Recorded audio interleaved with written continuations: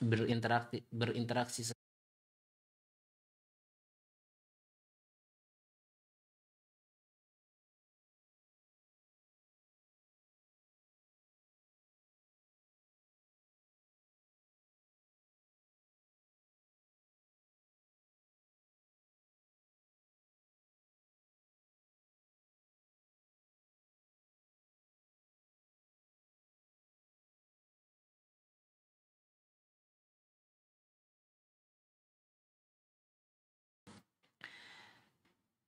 Insyaallah kita akan melanjutkan kembali dari kitab Umdatul Ahkam. Kita masuk di pembahasan Kitabus Shalah dan kita sudah membahas 2 hadis di Kitabus Shalah, tepatnya di bab mawaqit atau waktu-waktu salat. Kita masuk di hadis yang ketiga dari bab waktu-waktu salat.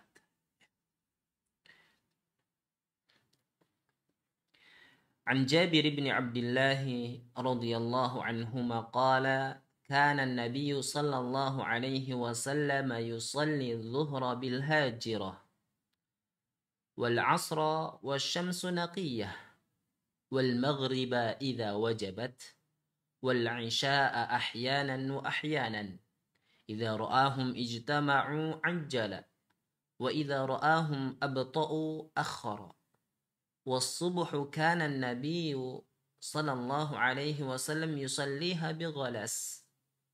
Hadis riwayat Bukhari dan Muslim.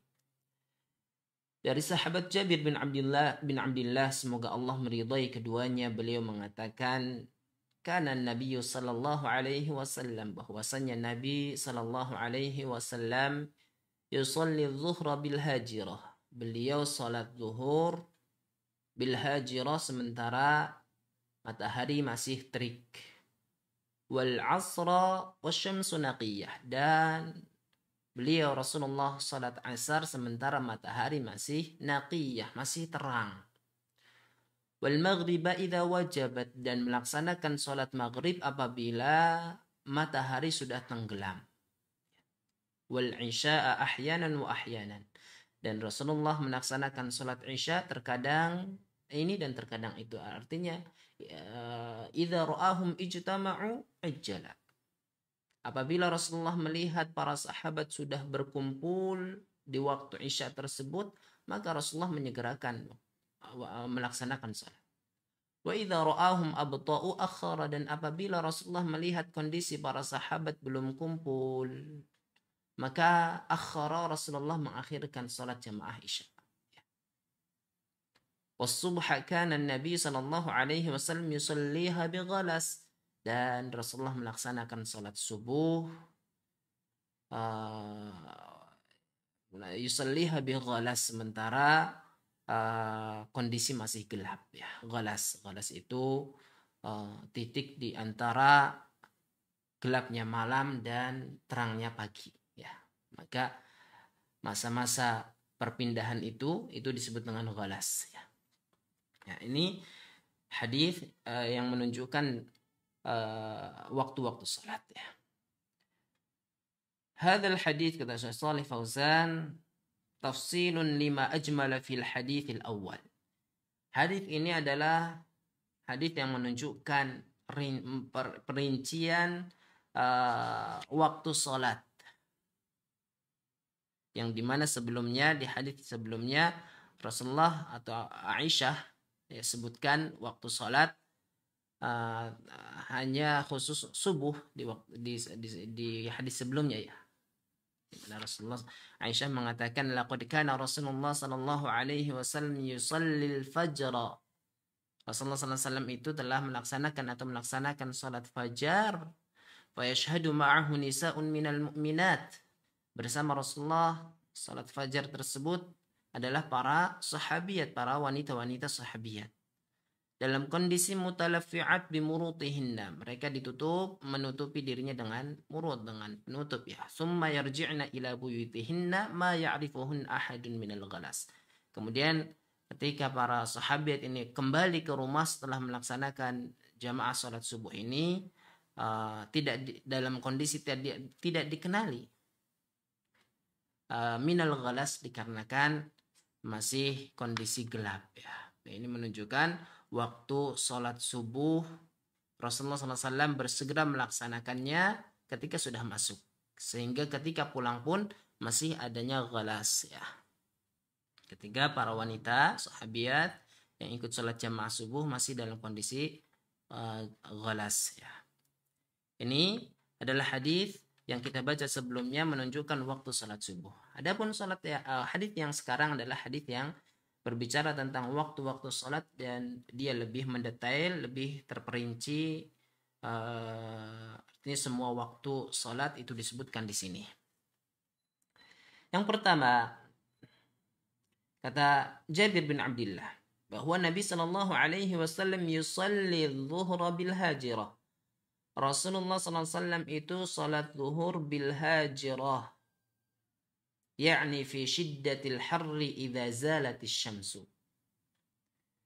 Rasulullah itu salat zuhur yaitu pada saat matahari masih terik, masih panas.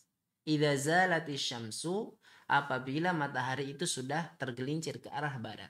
Ya, itu awal dari masuknya waktu salat zuhur itu apabila atau tatkala matahari itu mulai cenderung condong ke arah barat, maka itulah waktu salat zuhur, masuk waktu salat zuhur ya. Dan Rasulullah SAW melakukan itu ya. Menunjukkan bahwa Rasulullah SAW, kata Syekh Shalih Fauzan, fadalla ala annahu yubadiru fi awwali waqtiha. Hadis ini menunjukkan bahwa Rasulullah melaksanakan salat zuhur itu di awal waktu. Menyegerakan salat zuhur ya, cepat-cepat salat zuhur. Begitu sudah masuk waktu dan dilihat para sahabat sudah berkumpul, maka Rasulullah melaksanakan salat zuhur ya. Ini menunjukkan Rasulullah SAW menyegerakan salat zuhur ketika sudah masuk waktunya. Lakin akan tetapi jaa fi haditsin, telah datang dalam satu hadis di mana dijelaskan Rasulullah Sallallahu Alaihi Wasallam mengakhirkan salat zuhur ketika dalam kondisi yang sangat panas, amat panas. Ya. Disebutkan dalam hadis dari sahabat Abu Hurairah, ya. Diriwayatkan oleh Imam Bukhari dan Muslim, Rasulullah bersabda, "Idza ishtadda al-harru fa'abridu bis-shalah." Apabila panas itu sangat amat menyengat, maka hendaknya untuk melaksanakan sholat itu menunggu dingin ya, menunggu agak dingin. Fa inna syiddatal harri min fayhi jahannam, karena sesungguhnya panas yang amat itu bagian dari nyala api jahannam ya. Ketika sangat panas, dalam kondisi yang sangat panas sekali, maka disunnahkan untuk diakhirkan sholatnya. Dan ini berdasarkan kesepakatan jamaah, semuanya sepakat kalau panas ya diakhirkan. Tapi kalau seandainya, kalau kondisi di Indonesia insya Allah tidak ada ya terjadi seperti ini, karena insya Allah cuaca di Indonesia itu mu'tadil, insya Allah tidak begitu panas ya, dan nggak ada juga musim dinginnya, sehingga untuk kondisi seperti ini insya Allah tidak ada di Indonesia ya. Tapi kalau di Arab sana ya panas, kalau lagi musim panas banget ya. Sehingga apalagi kalau musim orang dulu nggak ada AC, sekarang masih ada AC. Dulu nggak ada AC, panasnya sangat, sehingga Rasulullah SAW dengan ini menunjukkan rahmat ya, kasih sayang Islam kepada pemeluknya. Bagaimana Islam itu sangat perhatian kepada pemeluknya, ibadah dengan nyaman, sehingga ketika kondisi sangat panas hendaknya untuk diakhirkan, menunggu dingin. Nah, ini menunjukkan bagaimana Islam tidak menginginkan pemeluknya itu terasa berat, masyaqqah, terasa sangat tersiksa. Maka syariat datang dengan begitu kasih sayangnya kepada pemeluk agama ini.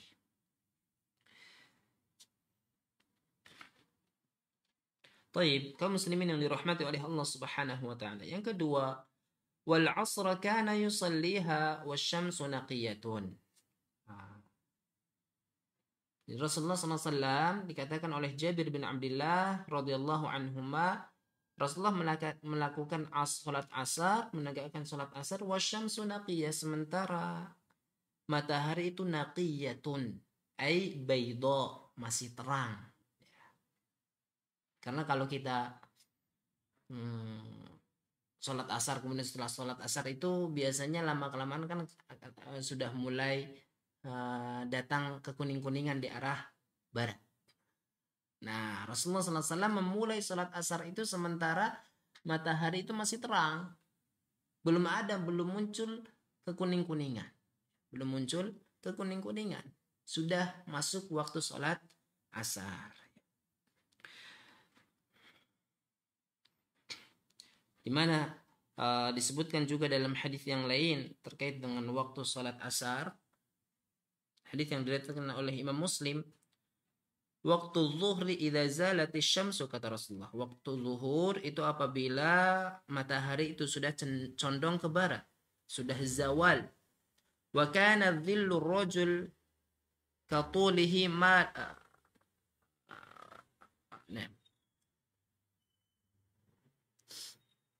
kemudian wa kana dhillu rajul katulihi ma lam yahduril asr. Nah, kemudian waktu zuhur itu berakhir apabila bayangan seseorang itu seperti tingginya dia. Malam yahdurul asar, sebelum masuk waktu asar. Ya. Artinya waktu akhir zuhur itu menandakan waktu masuk salat asar.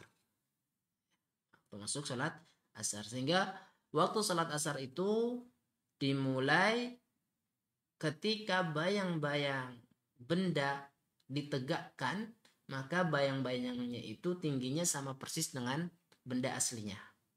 Atau mungkin kita berdiri, kemudian kita berdiri, kita lihat bayang-bayang kita itu tingginya persis dengan kita. Maka pada saat itu terjadi, maka itulah waktu di mana waktu asar sudah masuk. Ya. Waktu salat asar sudah masuk. Ya. Dan pada saat itu matahari masih terang.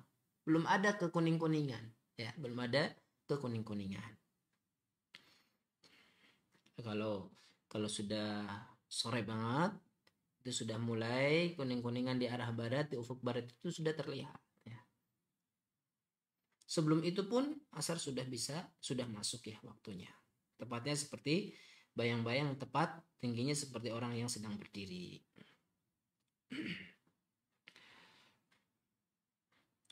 Kata Syekh Shalih Fauzan, dalla ala annahu yubadiru bil asri, bahwa hadis ini ketika dikatakan bahwa Rasulullah melakukan salat asar sementara matahari masih terang, ini menunjukkan bahwa Rasulullah itu melaksanakan salat asar yubadir, bersegera. Yusalli fi awali waqtiha, beliau salat di awal waktunya. Begitu sudah masuk, ya salat. Tentu bersama imam, ya. Tentu bersama imam bagi orang-orang yang sholat jamaah bagi laki-laki yang sedang di masjid sholat jamaah tentunya, ya. Itu sholat asar. Wal maghriba idza wajabat, dan kemudian sholat maghrib. Nah, ini waktu sholat maghrib kapan? Dan Rasulullah itu salat maghrib idza wajabat, apabila asyamsu idza saqatat fil maghrib. Apabila matahari itu sudah tenggelam di ufuk barat. Sudah tidak terlihat lagi piringan atau bulatan matahari. Idza saqatat fil ufuq wa ghaba qursuha. Apabila matahari itu sudah tenggelam dan hilang bulatannya, maka itulah waktu sholat maghrib telah masuk, ya. Itu waktu sholat maghrib, ya. Mungkin ada kondisi-kondisi di mana kita boleh jadi tidak bisa melihat jam, atau mungkin boleh jadi kita bisa melihat jam tapi nggak tahu waktu sholat. Mungkin nggak ada masjid.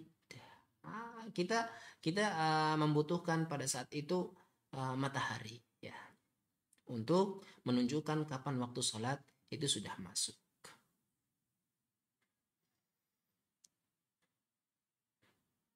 Shalih Fauzan mengatakan, walakin hada, akan tetapi melihat kondisi atau melihat matahari yang tenggelam di ufuk barat untuk menandakan salat maghrib telah tiba, itu adalah liman yusyahidul ufuqa. Bagi orang-orang yang melihat atau menyaksikan ufuk. Itu orang-orang yang artinya tidak di bawah bangunan, tidak di bawah gunung, tapi di dataran. Di dataran, sehingga orang itu bisa melihat dengan leluasa matahari itu tenggelam. Tidak terhalang oleh bangunan yang tinggi, tidak terhalang oleh gunung. Karena boleh jadi orang yang terhalang oleh gunung atau bangunan, dia melihat sudah tenggelam, tapi tenggelamnya bukan di ufuk, tapi tenggelamnya di bangunan. Nah, maka ini tidak menunjukkan masuknya waktu salat. Masuknya waktu salat maghrib. Masuknya waktu salat maghrib itu kalau tenggelam benar-benar dia di ufuk barat, bukan di bangunan yang tinggi atau di gunung.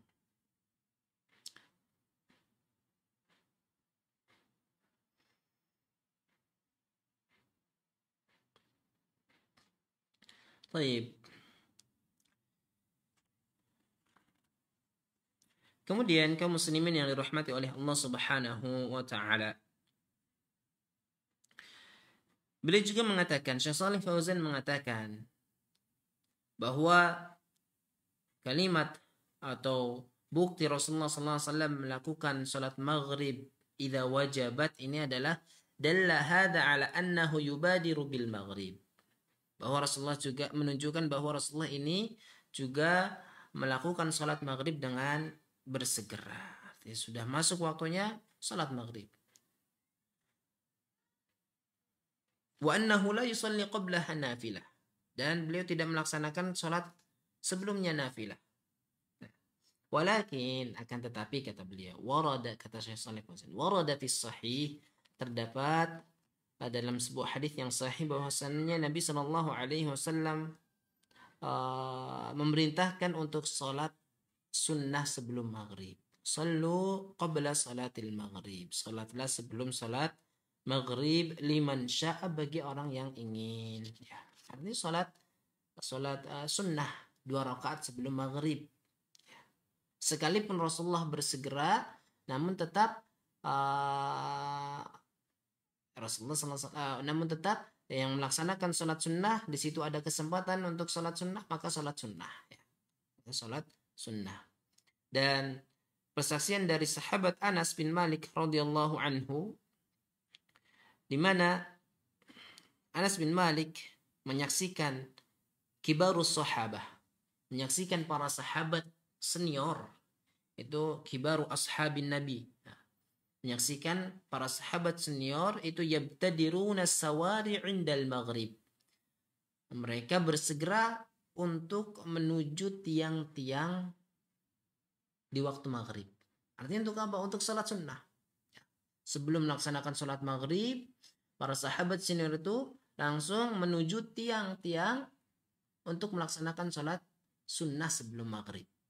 Ya, salat sunnah sebelum maghrib ini menunjukkan bahwa salat itu juga perlu sutroh. Ya, sehingga tiang itu digunakan untuk sutroh, untuk pembatas dia salat sunnah itu. Rasulullah SAW bersabda, la tusalli illa ila sutrah, janganlah kau salat kecuali kepada sutrah. Artinya di situ ada sutrah, ada yang membatasi dia, sehingga orang ketika mau melewat di depan orang salat, maka lewatnya di depan sutrah, jangan di antara orang yang salat dengan sutrah itu.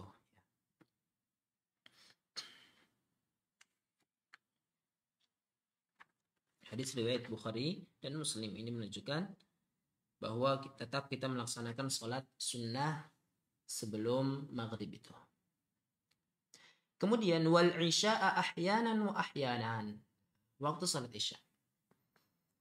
Dan juga kata Jabir bin Abdullah, Rasulullah SAW itu melaksanakan salat isya ahyanan wa ahyanan, terkadang segera, terkadang mengakhirkan. Terkadang segera, terkadang mengakhirkan.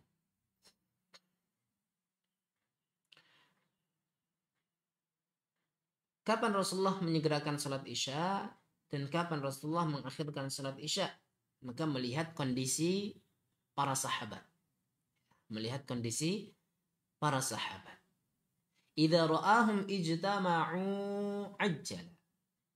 Apabila Rasulullah itu melihat para sahabat sudah berkumpul, ajjala, maka Rasulullah Shallallahu Alaihi Wasallam menyegerakan melaksanakan sholat Isya. Ya, menyegerakan waktu, menyegerakan melaksanakan sholat Isya kalau sudah, wah ini sudah pada kumpul. Wa idza ra'ahum abta'u akhara. Dan apabila Rasulullah belum melihat para sahabat kumpul, mungkin masih ada yang persiapan, masih ada yang wudhu, masih ada yang ya persiapan di rumah, masih ada yang di jalan, Rasulullah SAW akhirkan. Ya, nunggu dulu. Kata Syekh Shalih Fauzan bahwa sikap seperti ini, sikap imam yang memperhatikan kondisi makmum, fadalla ala anna al-imam yara'i halal mu'minin. Hendaknya seorang imam, seorang pemimpin itu memperhatikan kondisi kaumnya, kondisi orang-orang mukmin. Sudah siap belum? Ini tidak hanya imam dalam sholat, namun pemimpin juga demikian. Diperhatikan. Apakah kaumnya berkecukupan, merasa aman, ataukah tidak? Ini diperhatikan. Apakah masih dalam kondisi carut marut? Apakah di antara mereka mungkin ada yang sedang berselisih, kondisi-kondisi yang mempengaruhi lingkungan kaum muslimin untuk tidak baik, maka benar-benar untuk diperhatikan dan diselesaikan ya.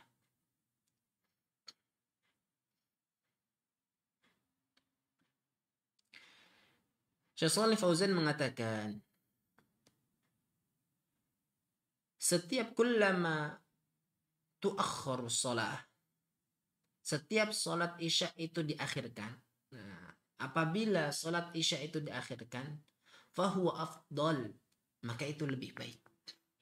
Kata Syekh Shalih Fauzan, mengakhirkan salat Isya itu afdal. Ya, afdal. Kenapa? Fayajtami'u maslahatan, karena berkumpul pada hal tersebut dua maslahat. Ketika seseorang mengakhirkan jamaah, maksudnya imam mengakhirkan salat Isya, maka akan terkumpul dua maslahat. Apa itu? Maslahatu huduril mu'minin wa maslahatu fadilatil waqti. Maslahat yang pertama adalah kehadirannya orang-orang mukmin. Ini orang-orang mukmin kalau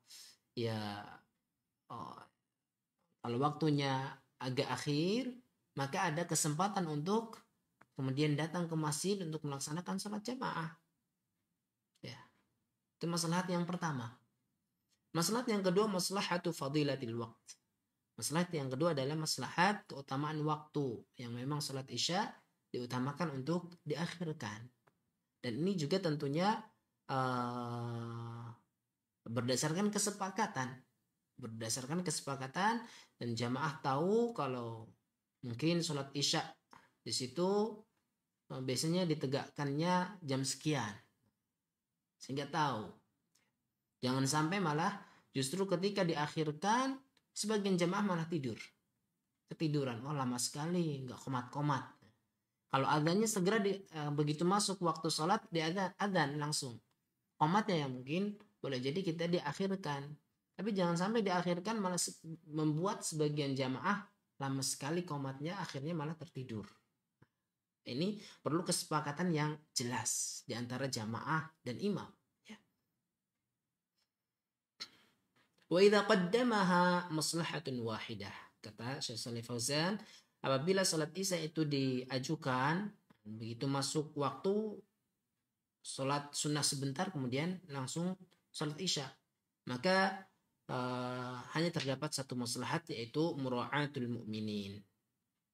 Yaitu hanya sekedar memperhatikan kondisi mukminin, yaitu ya mungkin sudah kumpul semuanya.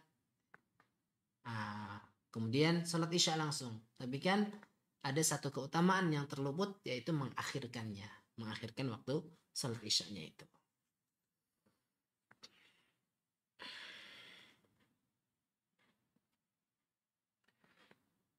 Kaum muslimin yang dirahmati oleh Allah Subhanahu wa taala. Di sini kita melihat bagaimana imam itu melihat kondisi makmum, melihat kondisi jamaah, apakah sudah berkumpul, apakah sudah datang ataukah belum. Namun yang ditunggu adalah orang-orang yang memang rajin, bukan yang malas. Jangan sampai seorang imam menunggu nanti komatnya menunggu, malah justru membuat tambah malas orang-orang malas. Karena memang seperti itu. Orang-orang malas kalau komatnya masih lama, nanti dulu, santai dulu. Komatnya masih lama, santai-santai. Mungkin belum selesai ngobrolnya atau yang lainnya. Malah justru membuat ditunggu itu bukan untuk orang-orang malas. Ditunggu itu, menunggu itu hanya untuk orang-orang yang memang dia rajin, memang mungkin ada hajat yang kebetulan memang pada saat itu, bukan karena dia malas nanti-nanti, ya, bukan karena dia malas nanti-nanti. Sehingga demikian kata Syekh Saleh Fauzan. Ya. Diberikan waktu yang longgar menunggu jamaah itu bihaitsu yahdurul haris ala shalah, agar orang-orang yang semangat dalam melaksanakan sholat jamaah itu cepat-cepat atau dapat sholat jamaah. Ammal mutakasil, adapun orang-orang yang malas, kata beliau, fahada la yara'ihi imam. Gak usah. Adapun orang-orang yang malas gak usah dipertimbangkan. Kenapa? Li'annahu kullama ra'aha. Kalau seumpamanya orang-orang malas itu diperhitungkan, ada si fulan tuh belum ini, zada kasluhu, akan tambah malasnya. Dia akan berpikir pemalas itu masih ditunggu. Padahal orang nunggu ini bukan karena nunggu malasnya, tapi nunggu mungkin ada hajatnya yang perlu segera ditunaikan, sehingga butuh diakhirkan sholat isyanya, ya. Ini terkait dengan hadis yang ketiga dari Kitabus Shalah. Sedikit lagi kita ambil satu hadis lagi.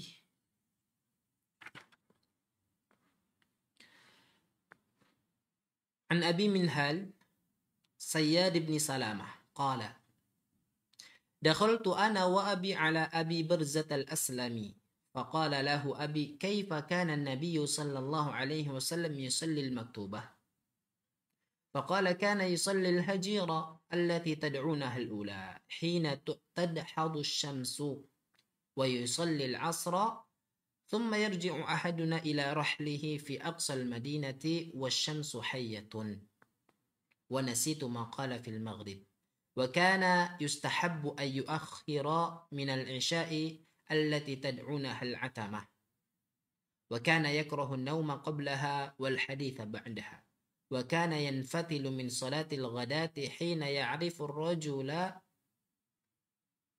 جليسه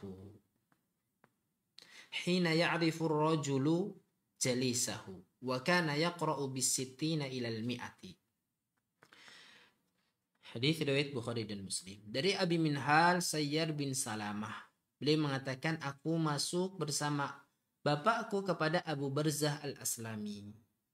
Dan bapakku mengatakan kepada Abu Barzah al-Aslami bagaimana Nabi SAW melaksanakan sholat maktubah, sholat wajib. Maka Abu Barzah al-Aslami mengatakan kana yusallil hajira, bahwa Rasulullah SAW melaksanakan sholat hajir, yang kalian sebut dengan sholat ula, adalah hina tadhadus syamsu, ketika matahari itu bergeser. Yaitu tadi ketika matahari itu bergeser ke barat, ketika zawal. Thumma yusallil asra, kemudian sholat asar. Thumma yarji'u ahaduna ila rahlihi fi aqsal madinati wasyamsu hayyah. Kemudian Rasulullah melaksanakan sholat asar, ketika kemudian di antara kami ada yang pulang waktu asar itu, artinya ketika seseorang atau di antara kami itu ada yang pulang ke rumahnya di ujung Madinah sementara matahari itu masih terang juga. Ya, ini. Wa nasitu maqala fil maghrib, dan kata perawi aku lupa apa yang dikatakan ketika waktu salat maghrib. Wa kana yustahabbu ay yuakhira minal isya. Kemudian disunnahkan untuk mengakhirkan salat isya allati tad'unaha al-atamah, yang kalian sebut dengan salat atamah. Wa kana yakrahu an-nauma qablaha, dan Rasulullah membenci tidur sebelum salat isya, wal haditha ba'daha, dan ngobrol setelah salat isya. Wa kana yanfatilu min salatil ghadati hina ya'rifu ar-rajulu jalisahu, dan Rasulullah SAW selesai dari salat ghadah, yaitu salat subuh, adalah ketika seseorang itu mengetahui siapa di sampingnya. Artinya sudah mulai terang. Ya. Mulai sholat, belum tahu siapa di samping kanan kirinya. Depannya siapa. Begitu selesai sholat, berarti sudah mulai terang, sehingga seseorang tahu siapa di kanan kirinya. Wa kana yaqra'u bisittina ilal mi'ah. Dan Rasulullah itu baca di sholat subuh itu 60 sampai 100 ayat. Panjang. Kalau kita praktekkan di masyarakat umum, ini sudah boleh jadi mungkin bubar ya. Berkurang jamaahnya. Kita perhitungkan juga kondisi. Kalau dulu jamaahnya para sahabat yang memang sangat semangat sekali. Sekarang jangankan dengan sholat yang panjang, untuk mungkin menarik jamaah untuk sholat jamaah itu sudah perlu kesungguhan yang sangat dari kita ya. Baik, kita bahas sedikit demi sedikit. Dari sahabat Abi Minhal Sayyar bin Salamah, beliau mengatakan, dakhaltu ana wa abi ala Abi Barzah al-Aslami. Abu Minhal ini mengatakan, aku bersama bapak masuk atau datang ke rumahnya Abu Barzah al-Aslami. Ini satu pelajaran yang bisa kita ambil dari sikap Abu Minhal dan bapaknya ini adalah yaitu berkunjung kepada ahli ilmu. Ya, berkunjung kepada ahli ilmu, kepada para ulama. Hendaknya datang sehingga tahu bagaimana sikap ahli ilmu dalam menyambut tamu, bagaimana dalam bersikap dengan tamu, bagaimana dia berbicara, bagaimana adab, hal-hal yang bisa kita pelajari dari apa yang dilakukan oleh ahli ilmu ketika kita berkunjung. Maka satu hal yang bisa kita ambil pelajaran dari apa yang dilakukan Abu Minhal dan bapaknya ini. Faqala lahu abi, kemudian bapaknya Abu Minhal, beliau bertanya kepada Abu Barzah al-Aslami, kaifa kana Nabi sallallahu alaihi wasallam yusalli al-maktubah? Bagaimana Nabi sallallahu alaihi wasallam itu salat wajib? Faqala, maka beliau mengatakan, kana yusalli al-hajira. Beliau sallallahu alaihi wasallam itu salat hajir. Apa salat hajir? Yaitu salat zuhur, ya, salat zuhur. Maka salat zuhur itu juga di salat hajir.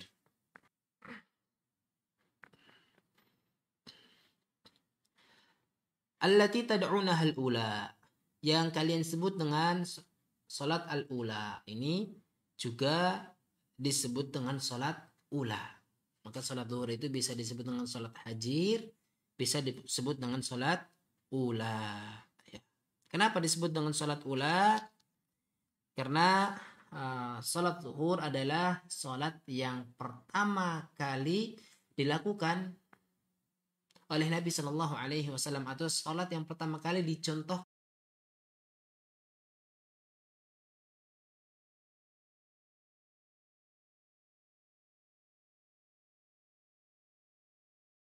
oleh malaikat Jibril kepada Nabi Shallallahu Alaihi Wasallam.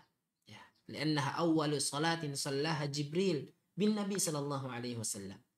Karena salat zuhur adalah salat yang pertama kali dicontohkan oleh Jibril kepada Nabi Shallallahu Alaihi Wasallam. Maka dia disebut dengan salat ula. Ula artinya pertama. Jadi disebut dengan salat ula.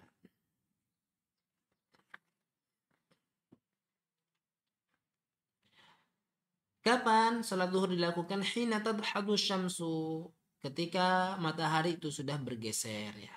Tadi kita sudah bahas ya.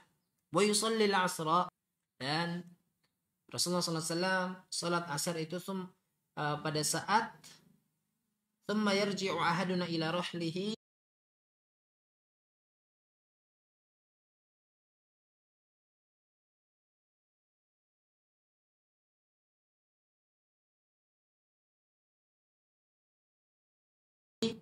fi aqsal madinati wasyamsu hayyah.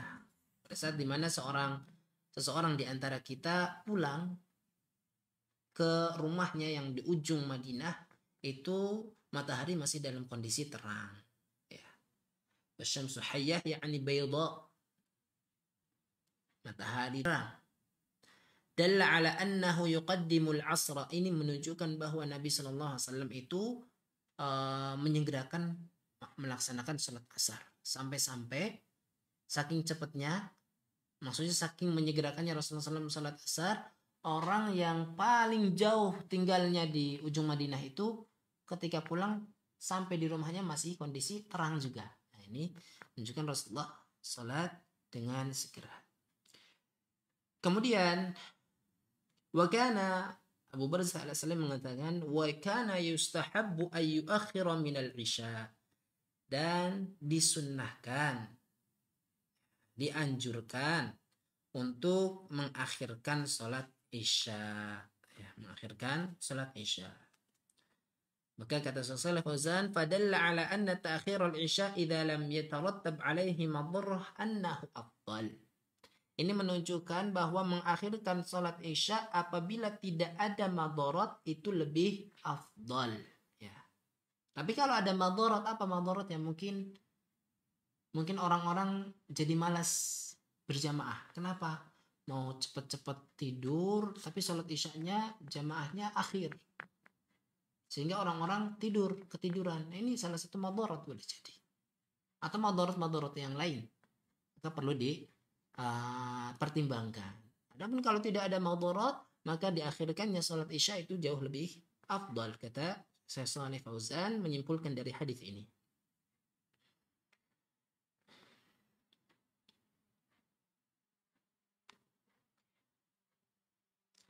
Kemudian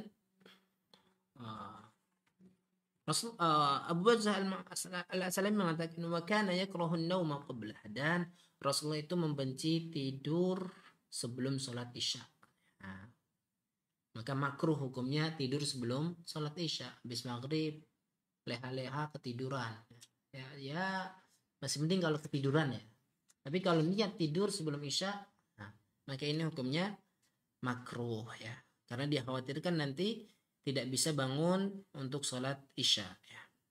Wal haditha ba'daha, dan ngobrol ngalor ngidul setelah sholat isya, ini juga hukumnya makruh ya, dibenci oleh Rasulullah sallallahu alaihi wasallam, kecuali kalau ngobrol itu adalah ngobrol yang membawa manfaat, mungkin memikir obrolan yang bagaimana memikirkan umat ya, dan atau mungkin ada tamu ya, mungkin tamu yang datang, kemudian ya tentunya ketika tamu itu datang harus kita sambut, dan di antara bentuk menyambut tamu adalah kita mengajak ngobrol untuk menghilangkan suasana yang kaku.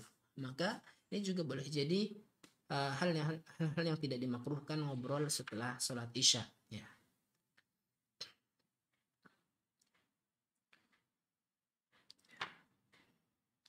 Wa ammal fajr, adapun salat fajar, hina ya'rifu rajula jalisahu, yaitu adapun salat fajar, maka Rasulullah SAW itu salat sementara ketika selesai salat itu orang itu baru tahu siapa di sampingnya.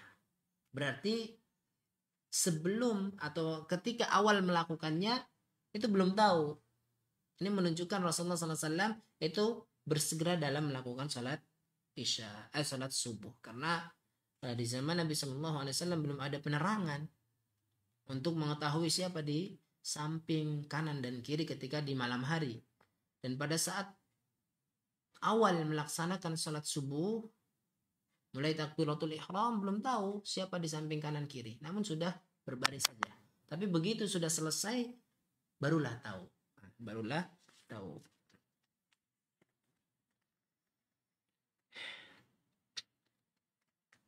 Wa kana yaqra'u bi sittina ilal mi'ah. Dan Rasulullah SAW itu membaca 60 ayat sampai 100 ayat di salat subuh. Ini menunjukkan, kata Syekh Shalih Fauzan, annahu yadullu fiha mubakkiran ba'da tulu'il fajri mubasyarah. Ini menunjukkan bahwa hendaknya segera melaksanakan salat subuh kalau sudah terbit fajar.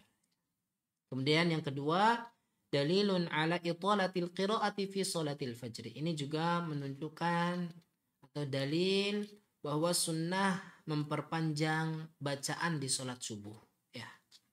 Sampai-sampai Rasulullah SAW itu membacanya 60 sampai 100 ayat.